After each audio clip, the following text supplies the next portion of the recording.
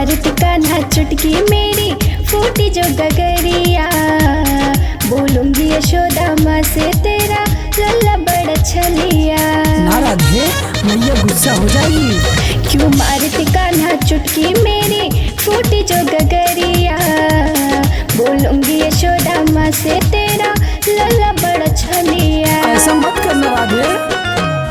गोरी है भैया राधे कजरा रे नैन, गोरी है भैया राधे कजरा रे नैन। अच्छा, जमुना में पानी लेने जाती हो, अरे चाचा काले कान्हा को लाल कर जाती हो।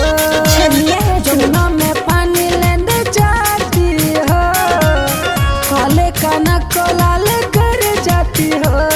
मैं लाऊं तेरी बातों में कान्हा।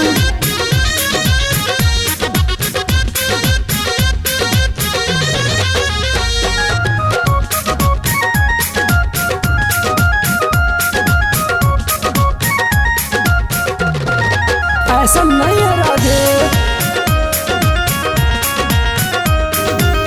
मन का छिचोरा कान्हा मैंने मटकाओ नहीं, राशि रचाने को मुझे को बुलाओ नहीं, समझे कान्हा। तेरे बिन राधा मुझे कुछ नहीं भाता है, बांसुरी बजाने को मन नहीं आता है। यूं करो ना तुम कान्हा मुझसे ऐसे बड़ी जोरिया,